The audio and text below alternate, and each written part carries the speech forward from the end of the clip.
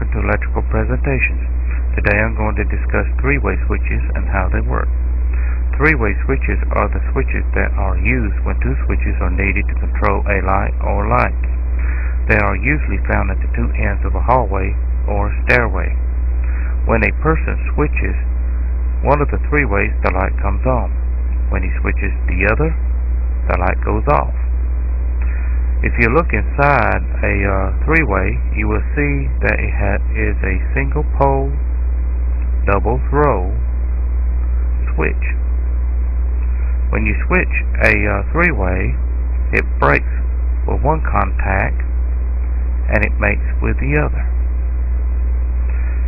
Power is fed through this three-way across one of the two conductors that connects the two switches.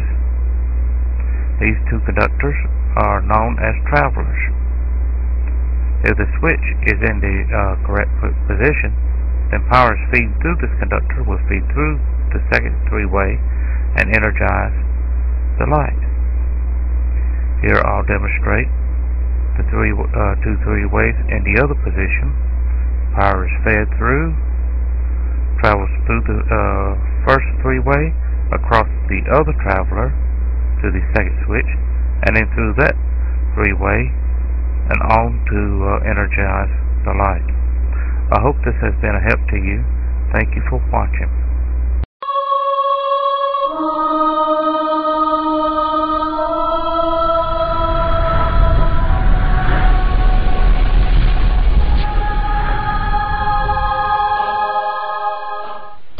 Hello, welcome to the tutorial on four-way switches and how they work.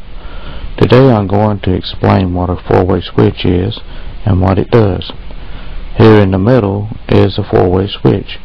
You will notice that this switch has four terminals, not counting the ground.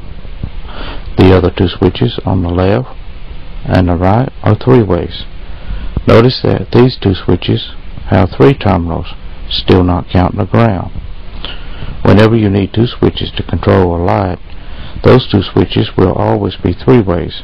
But when you need more than two switches, then all the extra switches will be four-ways. This is due to the fact that three-ways and four-ways are wired in series by a pair of conductors known as travelers. The first and last switches in the series are three-ways, and all other switches in between are four-ways. In other words, if for some reason a person wanted to have 100 switches to control a light, then two of those switches will be three-ways, and the remaining 98 switches will be four-ways. As you can see, by switching any of these switches, I can turn the light on or off. Now you're probably wondering, how does these switches work? Well, let's look inside the switches and see what's going on. Here you see the power is switched between the two travelers by the first three-way. As power reaches the four-way, you see that it passes straight through to the other three-way, and then from there to energize the light. Now if I was to switch the first three-way, you will see that power is now switched to the other traveler. If we were to follow it on through the four-way, you will see that it is blocked by the other three-way. But if I was to switch to four-way, you will see that the travelers are now crisscross, allowing power to be moved over to the other traveler and onto the three-way and energizing the light. This is how four-way switches work. They either pass the traveler straight through, or they will crisscross the travelers. This has been a presentation of the four-way switches and how they work. I hope this has been a help to you. Thank you for watching.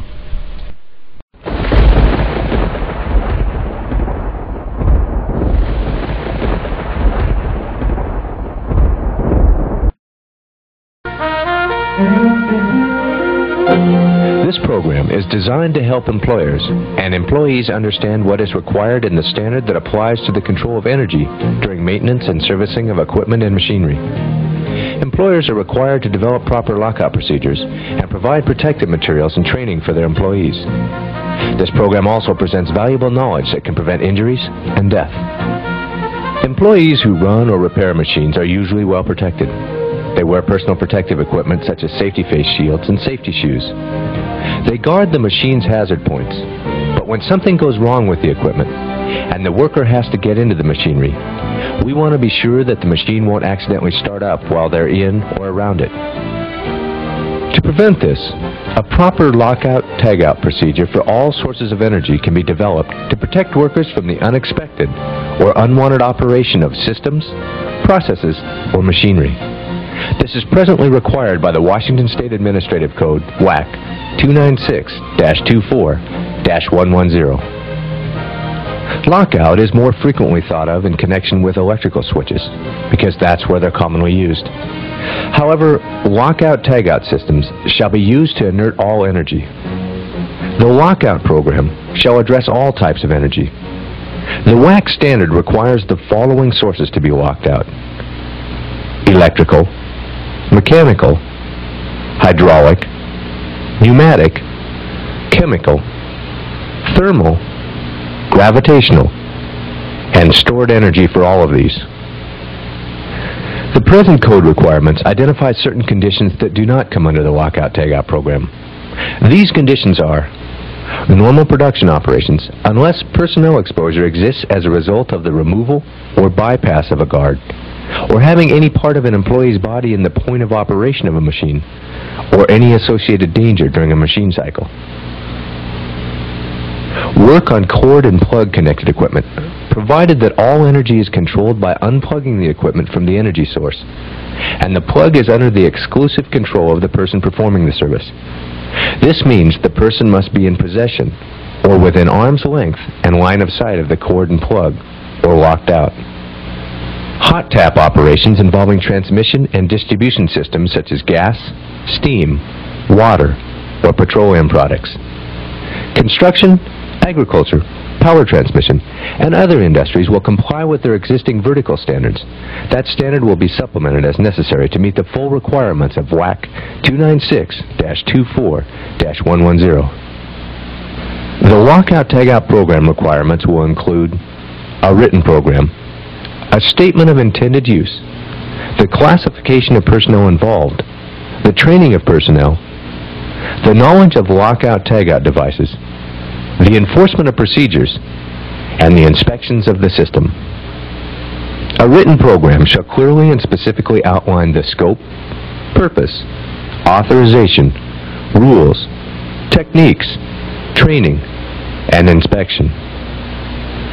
Program elements utilized for the control of hazardous energy and the means to enforce compliance include, but are not limited to, the following: a specific statement of the intended use of the procedure, specific procedural steps for shutting down, isolating, blocking, and securing machines or equipment to control hazardous energy, specific procedural steps for the placement, removal, and transfer of lockout or tagout devices and the responsibility for them, specific requirements for testing a machine or equipment to determine and verify the effectiveness of lockout and tagout devices and other energy control measures. Each machine or piece of equipment must have a written procedure for the control of energy, except where all of the following conditions are met. There is no potential for stored, residual, or reaccumulation of stored energy. If there is a single source of energy readily identifiable and isolated, when a lockout will completely de-energize and deactivate, when a lockout is actually accomplished with a single device which is under control of an authorized employee, if service or maintenance does not create hazards for others, no accidents took place in this particular machine or equipment. There are three types of people referred to in this program. Authorized persons are designated by an employer to lock out machinery or equipment and are the only ones who may do so. However, there are no restrictions on the number of people who may be designated as the authorized person. Affected persons are employees working in the machine area and the machine operator not designated to repair or service equipment. Other persons are all other employees. The employer shall provide training to all employees to ensure that purpose and function of energy control are understood, knowledge and skills for safe application are received, and usage and removal of energy control are understood. The employer shall certify that employees' training has been accomplished and is being kept up to date. The certification shall contain each employee's name and dates of training. The training shall include the following. Each authorized employee shall receive training in the recognition of applicable hazardous energy sources, the type and magnitude of the energy available in the workplace, and the methods and means necessary for energy isolation and control. Each affected employee shall be instructed in the purpose and use of the energy control procedure. All other employees whose work operations are or may be in an area where energy control procedures may be utilized shall be instructed about the procedure and about the prohibition relating to the attempts to restart or re-energize machines or equipment which are locked or tagged out. Retraining shall be provided for all authorized and affected employees whenever there's a change in the following: job assignments, machines or equipment, processes that present a new hazard, and energy control procedures. Additional training shall be conducted whenever a periodic inspection reveals shortcomings, or whenever the employer has reason to believe that there are deviations from or inadequacies in the employee's knowledge or use of the energy control procedure. Retraining must reestablish proficiency and introduce new or revised control methods and procedures as necessary. Protective material and hardware generally used for lockout and tagouts are locks, tags, chains, self-locking fasteners, wedges, key blocks, and adapter pins. All of this protective material and hardware will be provided by the employer. All items must be singularly identified, durable, the only device used for the program, and not used for any other purpose. These devices must be standardized within the facility. The best lockout is with a key-type padlock. When more than one person is involved, each shall use their own padlock and tag. At times, multiple devices that can hold 6 or more locks are used to accommodate all locks. This procedure ensures that a switch or control cannot be activated until everyone has removed their lock. Only an authorized person may actually lock out the system. Lockbox procedures are most useful and are used in applications such as multiple crew and crafts or multiple employers working on the same job, machine, system, complex machine, or systems with multiple controls, and the controls are in locations widely separated or remote from the actual worksite. Lockout programs require an identification tag to be used with the lock. The tag must indicate the name, date, and reason for the lockout.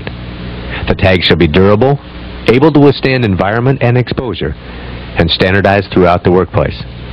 Locks and tags shall be used together. The implementation of a lockout or tagout system shall be performed only by authorized employees.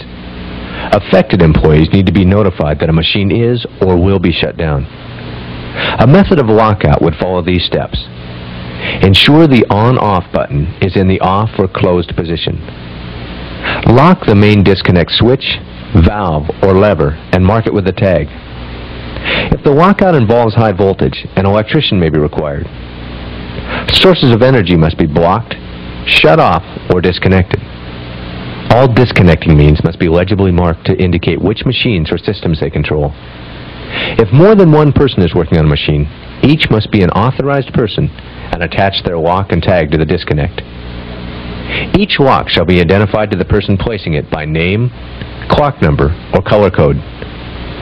Never use a button, on-off switch, console key, or remote control as the lockout point. Equipment has been known to operate or short out with these devices in the off position. The only place for a tagout is at the main power disconnect. To check out the lockout, be sure the proper disconnect has been selected. Recheck the system to be sure the disconnect cannot be switched back on. Try to turn on the machine controls.